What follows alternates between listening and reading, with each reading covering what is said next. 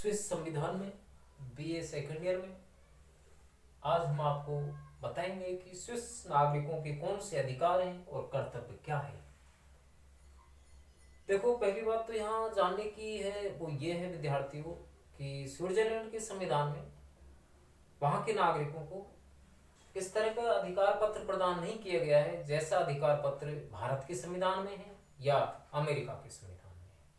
भारत और अमेरिका के संविधान में तो नागरिकों को अधिकार पत्र प्रदान किया गया है और अधिकार पत्र में जैसे कि संविधान के भाग 3 में मौलिक अधिकार है भारत में, तो ऐसा अधिकार पत्र स्विट्जरलैंड में नहीं है। लेकिन वहां क्या है कि जो संविधान की जो धारा 25 धारा है जो समय जगह जगह आई हुई है, उन 25 धाराओं में मूल अधिकार देखने को मिलते हैं।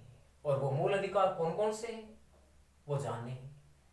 तो अमेरिका या भारत की तरह वहां के नागरिकों को भी मौलिक अधिकार प्राप्त हैं। कहने का मतलब ये हुआ कि वहाँ मौलिक अधिकार हैं और अधिकारों के साथ कर्तव्यों की व्यवस्था भी की गई है।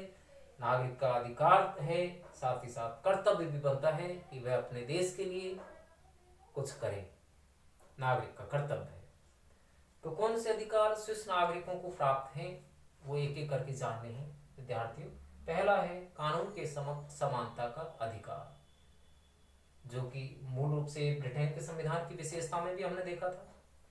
कानून के समक्ष समानता जैसे भारत में भी है। भारत में जो अनुच्छेद 14 है उसमें कानून के समक्ष समानता की बात कही गई है। ये बात स्विस नागरिकों के संविधान में भी देखने को मिल रही है, जिसका मतलब ये है कि कानून की दृष्टि में सब व्यक्ति समान हैं। वही बात है जो भारत में है, ब्रिटेन में है कि कानून से कोई बड़ा नहीं है। चाहे कोई व्यक्ति छोटे पद पर है, बड़े पद पर है, सब के लिए एक जैसे तो कानून होंगे, एक जैसे विधि होंगी। तो कानून की दृष्टि में सब क्या है? समान है, कोई अंतर नहीं है छोटे और बड़े में। धर्म, जाति, भाषा, वर्ण, रंग, लिंग, इनके आधार पर कोई अंतर नहीं होता है। इस चीज को कहते हैं हम कानून के समक्ष समानता। तो ये स्विस नागरिकों को प्राप्त है, अधिकार प्राप्त है। आगे है प्रेस की स्वतंत्रता का अधिकार। प्रेस की स्वतंत्रता से मतलब क्या है कि विचार अभिव्यक्ति की स्वतंत्रता से है। प्रेस में विचार अभिव्यक्ति की स्वतंत्रता, लेखन की स्वतंत्रता, बोलने की स्वतंत्रता, ये सब प्रेस में आती है। विचार अभिव्यक्ति भी इसमें आ रही है। तो प्रेस की स्वतंत्रता नागरिकों को प्राप्त है। लेकिन इस प्रेस की स्वतंत्रता का मतलब ये भी नहीं है कि व्यक्ति को अबाध स्वतंत्रता प्राप्त हो।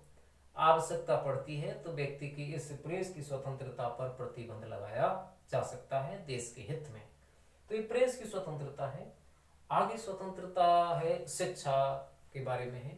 शिक्षा के बारे में अधिकार है कि व्यक्ति अपना सर्वांगीण विकास कर सके। इसके लिए प्रत्येक व्यक्ति को शिक्षा ग्रहण करने का अधिकार है। स्विस नागरिक का अधिकार बनता है कि वह शिक्षा प्राप्त करे। इसके लिए सरकार का कर्तव्य है कि वह उच्च शिक्षण संस्थाओं की भी स्थापना करें, एक संघीय यूनिवर्सिटी विश्वविद्यालय बनाए। तो ये सब किसके लिए है? शिक्षा के लिए। तो शिक्षा जरूरी है। बिना शिक्षा के व्यक्ति का आपको भी पता है विकास नहीं हो पाता है। तो शिक्षा का अधिकार नागरिकों का अधिकार बना हुआ है। स्विस नागरिकों का अधिकार है कि वो शिक्षा प्राप्त कर सकते हैं। आगे है धार्मिक स्वतंत्रता का अधिकार, जैसे कि अपने भारतीय नागरिकों को भी प्राप्त है। अंत्यकरण की स्वतंत्रता है, धर्म की स्वतंत्रता है। अबाध रूप से हम धर्म अपना सकते हैं, प्रचार प्रसार कर सकते हैं, किसी भी धर्म का पालन कर सकते हैं और अपने धर्म के लिए कोई व्यवस्था भी कर सकते हैं, आयोजन कर सकते हैं, धार्मिक आयोजन कर सकते हैं। ये अधिकार स्विस नागरिकों को भी प्राप्त है। तो धार्मिक स्वतंत्रता है। अंत्यकरण की भी स्वतंत्रता इसमें छिपी हुई है कि व्यक्ति अपनी मर्जी से कोई सा भी धर्म अपना सकता है। जैसा कि हमने विशेषताएं पढ़ाई, स्विस संविधान की विशेषताएं बताई, उसमें एक बात ये भी बताई कि स्विट्जरलैंड को एक पंथ निरपेक्ष या धर्म निरपेक्ष देश बताया गया है। तो पंथ निरपेक्ष देश में यही होता है कि व्यक्ति को धर्म की स्वतंत्रता होती है, जो कि स्विस नागरिकों को प्राप्त है। तो ये अधिकार है वहां के नागरिकों को। कौन सा अधिकार? धार्मिक स्वतंत्रता का अधिकार। ठीक है बच्चों। आगे कौन सा अधिकार आता है? आगे आता है निवास का अधिकार, कि व्यक्ति पूरे स्विट्जरलैंड में कहीं भी निवास कर सकता है, किसी भी कैंटन में रह सकता है, क्योंकि स्विट्जरलैंड में राज्य को हम क्या बोलते हैं, कैंटन। तो कैंटन में कहीं भी रह सकता है, किसी भी कैंटन में रह सकता है। तो इस प्रकार से वहाँ अधिकार दिया गया है, कैंटन की स्वतंत्रता है। और स्वतंत्रता की हम बात करें तो कौन से अधिकार आते हैं यहाँ पर, और आता है यहाँ मत देने का अधिकार। मत देने का अधिकार, मत देने के अधिकार का मतलब क्या हुआ, आपको भी पता है, वोट डालने का अधिकार। तो इस वोट डालने के अधिकार का मतलब यह है कि व्यक्ति जो वयस्क हो जाता है, जैसे भारत में वयस्कता की आयु 18 वर्ष मानी गई है, वो अपना वोट डालने के पात्र हो जाते हैं। लेकिन यहाँ वयस्कता की जो आयु है, या यूं कहें कि वोट डालने की जो आयु है, वो है 20 वर्ष। कितने हैं, 20 वर्ष। 20 वर्ष के नागरिकों को बिना किसी भेदभाव के वोट डालने का अधिकार दिया गया है। तो मत देने का अधिकार है।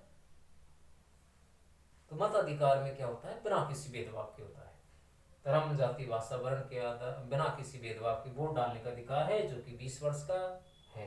ठीक है ना, 20 वर्ष या इससे अधिक आयु के जितने भी लोग हैं वो वोट डालने के अधिकारी हैं, पात्र हैं। आगे है आर्थिक अधिकार। आर्थिक अधिकार से मतलब यह है कि व्यक्ति को अपनी जीविका चलाने का अधिकार, व्यवसाय करने का अधिकार है, रोजगार पाने का अधिकार है।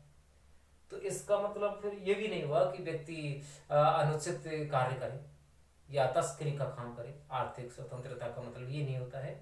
हाँ, आर्थिक स्वतंत्रता है, व्यक्ति व्यवसाय कर सकता है, रोजगार कर सकता है। तो इस प्रकार से वहाँ आर्थिक स्वतंत्रता का अधिकार भी दिया गया है। आपको ही पता है, बिना रोजगार के व्यक्ति का विकास भी नहीं होता है।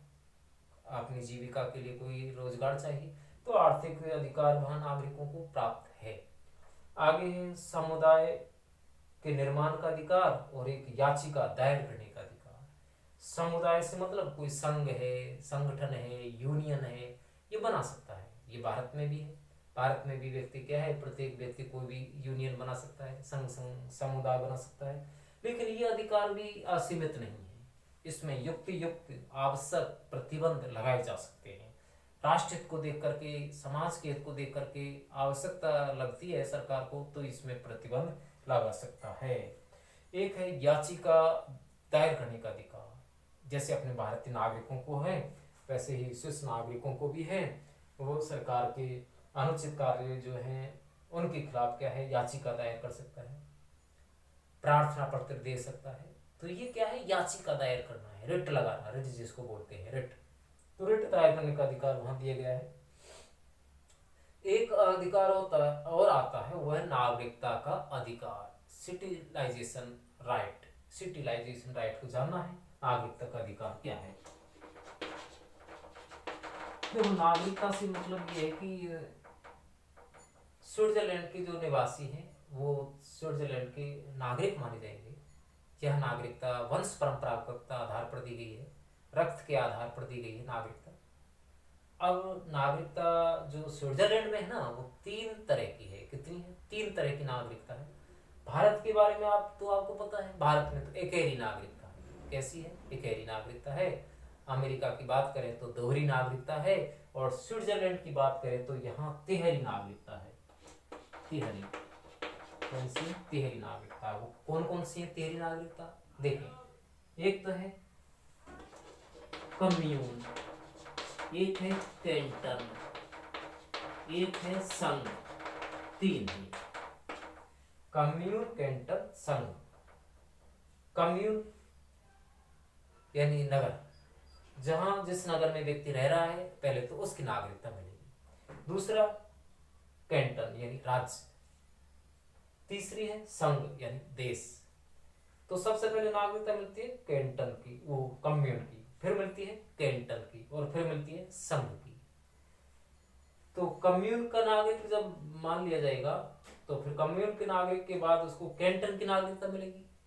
कैंटन की नागरिकता जब मिल जाएगी तो उसको मिलेगी फिर संघ की, यानी स्विस संघ की नागरिकता। तो ये 3 नागरिकता है। बहुत अच्छी जानकारी आपको यहाँ मिली है कि स्विट्जरलैंड एक ऐसा देश है जिसमें तिहरी नागरिकता है, ट्रिपल सिटिलाइजेशन है। तीन तरह की नागरिकता है, कम्यून की नागरिकता, कैंटन की नागरिकता और संघ की नागरिकता। संघ से मतलब स्विस संघ से है, देश से है। कैंटन से मतलब राज्य से है और कम्यून से मतलब नगर से है, ठीक है ना। तो ये तीन तरह की नागरिकता स्विस नागरिकों को प्राप्त है। तो यह हमने बहुत कुछ जाना है कि स्विट्जरलैंड के नागरिकों को अधिकार हैं, लेकिन वो अधिकार किसी घोषणा पत्र के माध्यम से नहीं है जैसे भारत के संविधान के भाग 3 में है, ऐसे नहीं है अमेरिका में है जैसे यहाँ नहीं है। अधिकार तो है लेकिन ये अधिकार पत्र के रूप में नहीं है। तो ये अधिकार हमने देखे समानता का, शिक्षा का, आर्थिक स्वतंत्रता का, प्रेस का अधिकार, धार्मिक स्वतंत्रता का, वोट डालने का और निवास का, समुदाय बनाने का, याचिका का है और नागरिकता का अधिकार है। और यहाँ हमने ये चीज जानी है, मुख्य बात यह है कि वह 20 वर्ष के नागरिक हैं वो वोट डालने के पात्र हैं। 25 जो धारा है उन 25 धाराओं में क्या है कि नागरिकता का अधिकार उनको दिया गया है स्विस नागरिकों को। मूल बात यह है कि स्विट्जरलैंड में 13 नागरिकता है। कैसी 13? 3 तरह की नागरिकता है। तो इस तरीका से यहाँ कानून के समक्ष समानता भी है। अब हम बात करेंगे कर्तव्य की। अधिकार तो है, साथ ही साथ कर्तव्य का भी उल्लेख किया गया है कि नागरिक कर्तव्यों का भी पालन करे, क्योंकि अधिकार और कर्तव्य एक दूसरे के पूरक भी हैं। तो ये आप जान चुके हैं कि अधिकार कौन कौन से हैं।